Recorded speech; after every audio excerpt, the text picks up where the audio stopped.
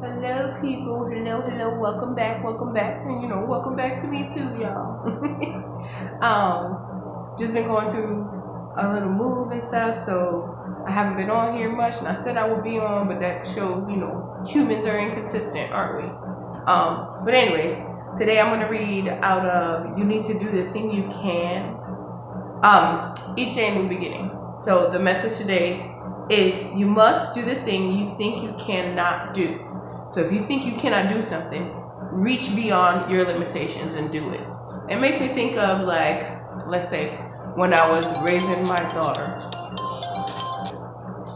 Sorry, phone call came in. When I was raising my daughter, single mom, dad was in her life, but it was a struggle. So you must do the thing you think you cannot do. So I didn't think I was on the bus with her. She was pretty young. She was like under 5. And it was a struggle to get, a stroller in and off the bus and just be all over the place. But I made it happen. We made it happen, Kappa. It was good. However, it makes me think of, I had cable and all the luxury, bills or the luxuries that you would have in an apartment. And I decided to, because of the struggle when I was taking care of my daughter by myself, and having to transport her back and forth to school, me going to work, blah, blah, blah. I was able to give up a luxury of cable. So what I did is I got, one of those little apps, or we had a DVD player with a bunch of DVDs and got a bunch of bootleg DVDs, because y'all know how it was. Y'all know how we do the bootleg thing sometimes, or it used to be back in the early 2000s. So I stopped paying a cable bill and decided to get into a car note. It built my credit and it pushed me beyond my limitations. Listen, there is no pride when I say I was struggling to the point where I was having to borrow money to buy toilet paper. Wasn't making the best decisions at that time. I wasn't managing my money very well. And of course, with cable, I realized how much I was paying cable. It was almost $300 a month. How much you paying cable to sit around and do nothing? I could actually make more money, get around more conveniently. So anyways, long story short, had I not stretched beyond my limitations, to go into a car payment or do something that I think I could not do, I wouldn't have been able to get further in life. So the message is you must do the thing you think you cannot do. So it's mind over matter. You need to believe that you can do something and then take the action that it requires behind it. First be convinced in your mind to do something and then pursue it, and take the steps that you need to take to make it happen. So how can we ever do that which seems impossible? Why can I? Anyways, you must do the thing you think you cannot do. Eleanor Roosevelt said it. So it says, how can we ever do that which seems impossible? And remember, it says, impossible. I'm possible. Anything is possible through God, which strengthens me. Taking a class, quitting a job, leaving a destructive relationship behind, asking for help. None of these can we do alone or with ease. All of these we can handle when we rely on the help offered by God, the help of one another, or like having a social support group. This is the Al-Anon that I read out of each day in the beginning. However, I don't struggle with those kinds of coping mechanisms. But anyways, back to this. The Bible, or having a social group or a support system or something to keep you grounded, will allow you to be able to stretch beyond your limitations. All of these things we can handle when we rely on a help offered by the Bible, by a group, or by someone that is helpful, being helpful to one another, and the help promised by our higher power. Tackling with God's help that which seems impossible reduces it to a manageable size. It also deflates the power our fears have given it. So most of the times when we allow our fears to take over our mind, we will deem nothing impossible. Why do you think the devil attacks our mind? Because it's mind over matter. You know what I mean? Once you are convinced to do something and you put action behind your convincing, like You're convinced to make a certain goal happen. You're convinced to take a step towards someone or towards dating. You know, the point is you convince in your mind and you set your intentions good and you know what you want to do, then you implement it or you put action behind it to execute it. So when we allow our fears to get in the way of these things, we can't even get past the step of visualizing in our mind. You know, are we able to see it? Can we be it? You know, I'm getting a lot of distractions. It's because I haven't been out here on this for a while. Anyways, the devil is a liar. So when we overcome our fears, we're able to manifest it in a sense. That which we fear grows in proportion to our obsession with it. So like when we have a problem, if we focus on it, it becomes more of a problem, more of a mountain. And it's probably something small when you could be focusing on a solution instead of the problem. Okay? So the solution instead of the problem. That which we fear grows into proportion to our obsession with it. The more we fear a thing, the bigger it becomes, which in turn increases our fear. How lucky we are that God awaits our call for the strength, the companionship that is guaranteed us. We're in partnership all the way every day if we only recognize it. We can move toward and forward through anything. And the added benefit is that we come to trust our partnership with God. We soon know that all situations can be met with positivity. All experiences can be survived. Avoidance is no longer our technique for survival. Because you know what? Being humans, we get past survival mode. You know, we get so complacent and used to living in survival mode that we don't know anything more. But when we latch on to God and our relationship with God, we build a God confidence. We know that all things are possible. I am possible. Anything I can think of, I can manifest. Anything that I can visualize, I can put action behind it and make it happen. If I want it bad enough, I'm going to go and make it happen. You know, you wanted that vehicle, you saved up for that vehicle. You know, you wanted that new coat or whatever it is that drives you, although material things shouldn't drive you, but when you set your sights on something and you focus on it, you put action behind it, you can overcome it. And then when you have the God confidence, knowing that He is with you, that He fights for you, that He makes a way, nothing can beat that. So keep setting your sights high and let go of that fear. Because fear, God gave us confidence. God didn't give us a spirit of fear. Oh no, but you best believe the devil preys on that. Oh, all we need is one negative thought and boom, things are going wrong. So if you made it a habit to constantly think positively, when a negative thought comes in, you sort it with the word of God. You know, God be like, the devil's like, oh, you can't do this, but God says I can.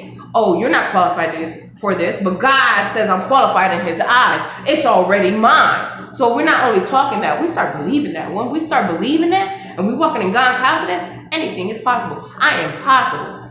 Anything that seems impossible is possible through God. Or at least having the confidence of knowing that He has given you every tool that you need to accomplish anything that you want to in life. Anything. No matter what it is. You know? Hopefully it's positive. Anyway. The added benefit is that we come to trust our partnership. Soon we know that all situations can be met. All experiences can be survived. Avoidance is no longer our technique for survival. Okay, so we go beyond survival and we start living. We start learning how to be happy, how to experience that joy that God gave us, that He says that is ours already. It's His for the taking. Just snatch it up and take it. It is our joy. So He gives us choice. He also gives us discernment to be able to decide who we want to yoke ourselves with, who we want to keep ourselves around. We know what these people are doing, but it's exciting because we're a little bored in our moon day routines, right? So we want to go ahead and pursue things that we know ain't going to give. They're not going to bring us anywhere. They're not going to bring us anything positive unless what you set your sights on and what you surround yourself with is something positive. People speaking life, people doing things, people showing things. You can't be the weakest one in your room or the smartest one in your room, because if you are the smartest one in your room, how are you supposed to grow? Yeah, as I'm rambling on, y'all know how I get. So you want to go from survival mode to living. Don't you want to live happy? Isn't that the purpose find joy in the journey as opposed to the destination. We don't know where this is going to lead us. We don't know where this life is going to lead us. Everyone can talk about what's going to happen after death, but who has survived death to actually say that? Who knows? You won't know until you actually cross to that. So why not get out of survival mode and start living joyously and start living the life, the land of milk and honey and that's just a metaphor. You know what I mean? That could be all in your head. I live sunshine and butterflies, and we're about to have our first little 3-inch storm in North Carolina. Everybody going cuckoo bananas. And I'm used to like 2 to 4 feet of snow, shoveling ourselves out in Connecticut, changing your clothes, and getting to work. We be driving in the blizzard. So this is crazy. Anyway, all over the place, from survival to joy to living. We get so caught up in our moon day routines and so bored and things like that. We forget to give ourselves a smidgen of joy. Give ourselves, what makes you happy, and if you don't, you better find out. You know what will bring you peace, and if you don't, you better find out. It's time to know. Know yourself. Be honest with yourself to figure out if you're complacent with the way you're living your life or you're not. And if you're not complacent, if you're complacent with it, fine, cool. Hang around again until you're bored. Once you're bored, you're gonna make these goals. You're gonna set you're gonna say these affirmations. You're gonna set these goals. You're gonna set your sight on something that you want, and you're gonna make it happen. Look, I planned this little move weeks in advance, a month in advance, had the rent paid off ahead of time, working hard, doing it, getting it done. And I had said, okay, I'm gonna have 2 places for a month, 2 different apartments. I'm gonna have that apartment for that month and this apartment for that month. And what I'm gonna do is I'm gonna move things in slowly. So the day of the move, I don't have too many heavy things to lift. Or I don't have hours upon hours of working. We're cleaning as we're going. Things are in here slowly, okay? Our big things are not in here yet, but look, I've done most of the move without a U-Haul truck and about 6 little trips in my car. Seats down, getting it done, and it's been so peaceful. And I'm organized. My sister's gonna help me move. Sorry, Jay. Sorry. She's gonna help me move, and she'll be like, what kind of move is this? I was expecting to bust a sweat. I'm not even gonna bust a sweat. Anyways, let's finish this off. Avoidance is no longer our technique for survival. A deep breath invites the inner strength to move through me. I will feel like the exhilaration of God's power, and I will know the excitement of growth and peace.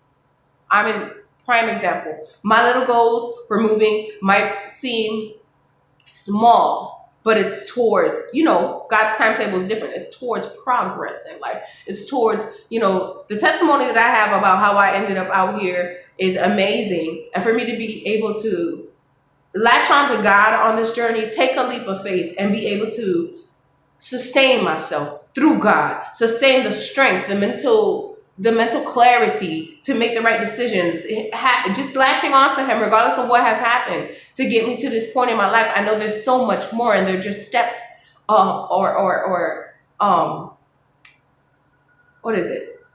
places on the journey, monuments, little can't think of the word. Y'all know what I'm trying to say. Little spots on the journey, little placements on the journey before I reach the full potential of what I can do. I am so empowered.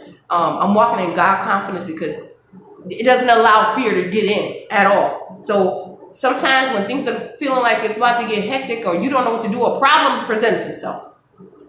I teach my residents to breathe. Breathe. Get some oxygen to that brain. Get that blood flowing so you can start thinking of possible solutions. And just think, God's got me. What do I have to learn from this? Try to alter your perception. If you're thinking negatively, if you're being more pessimistic about the situation, try to look at it from a different angle. Put yourself in another position. Try to discuss it with your support team to see if you can come up with a different perspective that maybe you could not see. And just take a deep breath, because when you take a deep breath, you're inviting all this good energy in, positive energy flow, and you're releasing the negative energy and tension out of your body. So it says it invites the inner strength to move through you. So think of God moving through you. Give me the patience, give me the strength to be able to get through, and feel the exhilaration of God's power, and know the excitement and growth of peace. You know, I have said before on this channel that I have experienced a peace that surpasses all understanding since I've been out here. And I've gotten away from the cycle of poverty in Hartford. I've gotten away from all that to be able to focus on what I have to do. Now I focus my attention on not what I said, you know, my attention on not what I set out to do when I left. But this summer, I'm going to be able, speak it into life, speak life, to be able to take my daughter and granddaughters on a vacation. You know, even if it's for the weekend. I'm going to be able to do something I haven't done in over 20 years. 2 decades of that lack mentality.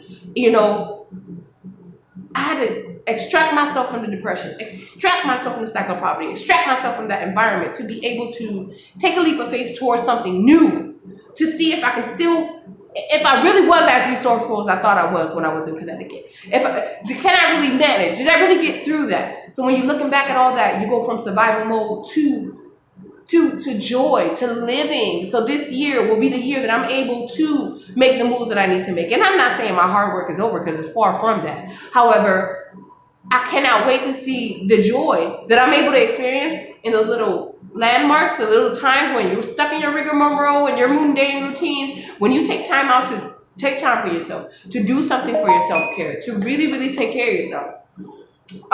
It brings this joy and this peace that surpasses all understanding, and you won't know until you actually get there. So start setting your start setting your intentions. And like Miss Roosevelt said, Eleanor Roosevelt, she said, you must do the thing you think you cannot do. Push beyond your limits. Do it. All right, and then the Daily Bread mentions Ephesians 3:14-21, so that Christ may dwell in your hearts through faith. Have faith that things are going to work out. Have faith. Ephesians 3:17, so that Christ may dwell in your hearts through faith. They say you can read Numbers 1-3 and Mark 3, a place of belonging. So this might have a different message, but we'll see how it correlates. Some years after the tragic loss of their spouses, Robbie and Sabrina fell in love, married, and combined their 2 families.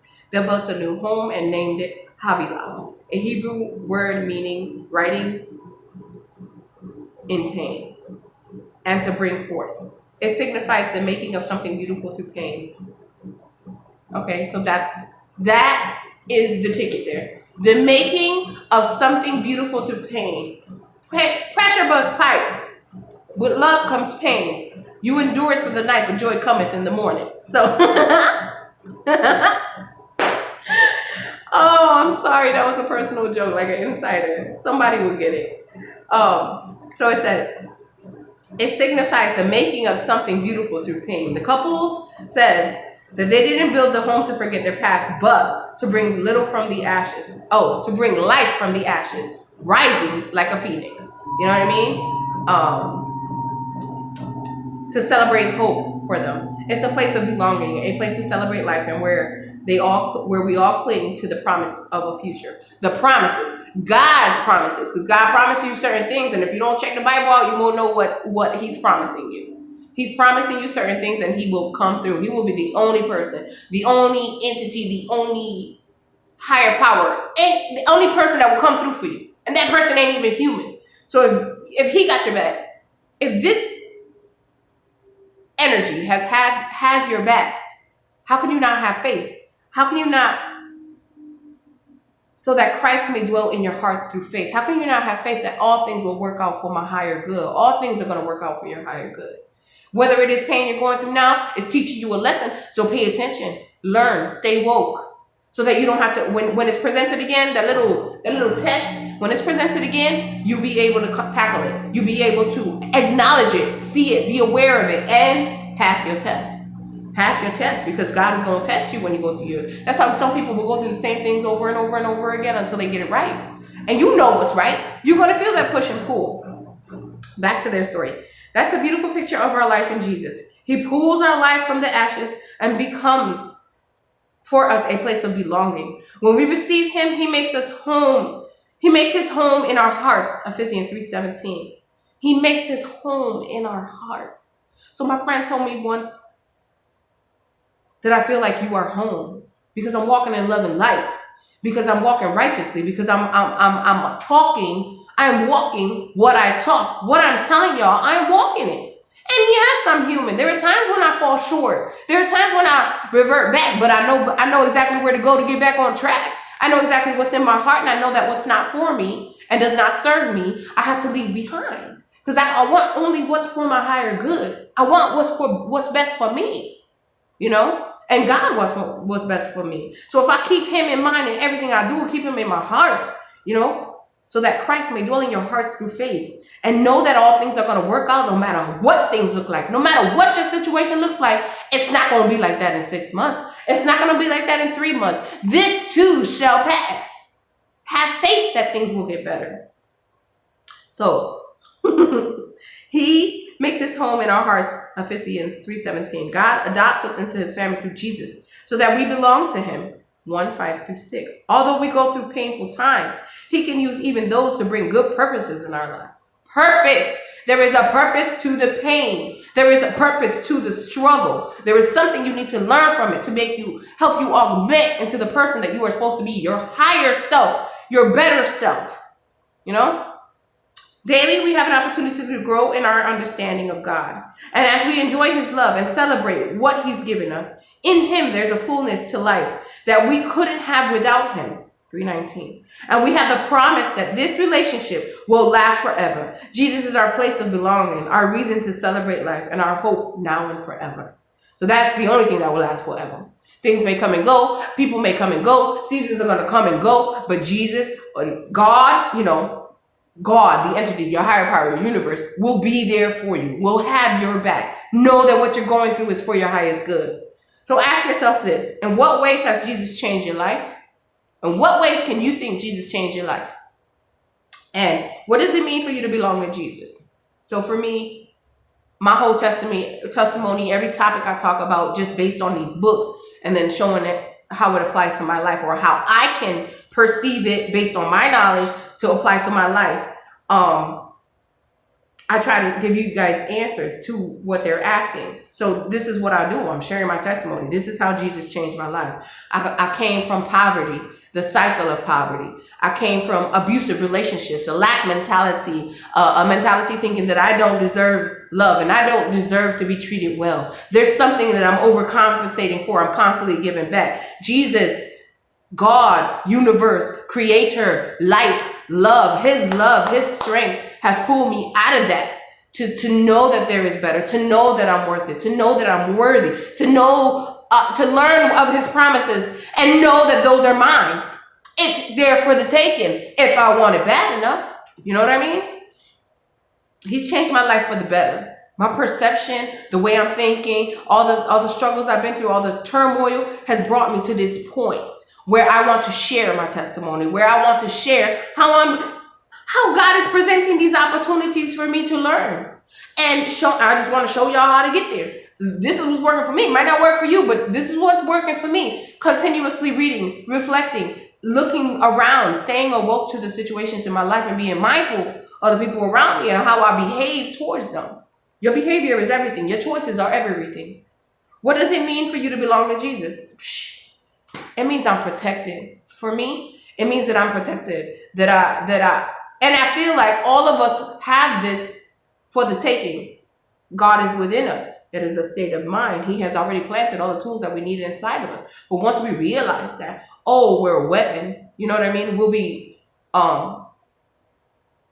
causing waves if people listen, of people who believe in themselves, of people who are empowered because they see how God has worked in your life. So, and the question again is, what does it mean for you to belong to Jesus? It means that prosperity will come. And in any way, and I'm not saying material gain, because I have grown spiritually. And that's the biggest gift ever. When I walk in the room, I'm gifting people with my energy. You know what I mean? And then I come back and I reload on the Bible and the word of God so that my cup is overflow, so that I can continue giving love. Because it's a lot to love some people unconditionally. Not everyone's walking mindfully. So it takes a lot of energy to love unconditionally. You know, and just because you don't see a person don't mean that you don't love them from afar, you know, and that can go with any situation. So I'm grateful that I belong to you, Jesus. Thank you for the life of hope, for a life of hope now and forever. Thank you, Father. So I know it's been a while, but the messages today are: you must do the thing you think you must do the thing you think you cannot do. Eleanor Roosevelt, and so that Christ may dwell in your hearts through faith. So basically, making something out of something beautiful through pain. So the beautiful part about it is that if you latch on to a higher power, if you stay grounded, if you make sure you have a foundation to stand on, nothing can break that foundation. Nothing can tear it down. And then stay rooted in the word of God. So, okay, let's say hurricane come through, tornado, whoosh, whoosh, whoosh. Your roots are still in the ground. Water and sunshine will help it grow into something new. Something must be torn down for something better to be built up. Renewal, refresh. So even if it's on your mind that God has renewed, your spirit, your spirit that God has renewed, and Jesus, through Jesus, be mindful of it, acknowledge it, and then just ask yourselves again, in what ways has Jesus changed your life? What does it mean for you to belong to Jesus? Now, if you don't have that belief system, because I know a lot of people hear me, your higher power. What ways has your higher power, having a belief in a higher power, changed your life? And what does it mean for you to belong to that higher power energy, to feel that special, that, man, he thinks I'm worthy of this? Imagine your human mind cannot comprehend the joy, the fulfillment, the pleasure, the happiness that God has in store for you. That your higher power can create once you believe in yourself, believe he created you for big things. Start taking action positively towards not only augmenting your life, but lives of others, because that's how they serve, So anyways, I know I'll be babbling, y'all. It's been a while. I'm really, really will try to keep up with this. I'm supposed to be taking a trip soon to visit my family and go get some more love and joy that I definitely need. So I will be back. So remember, allow Christ to dwell in your hearts through faith. Faith. It takes faith of a mustard seed. Will have you going, reaching beyond further than your limitations. You must do the thing you think you cannot do. Bye, y'all. Stay blessed. Love one another. Smile at a stranger. Deuces. Bye. Thanks for listening. For those who actually listened, thank you. I hope y'all got something out of this. I will see y'all soon. Bye.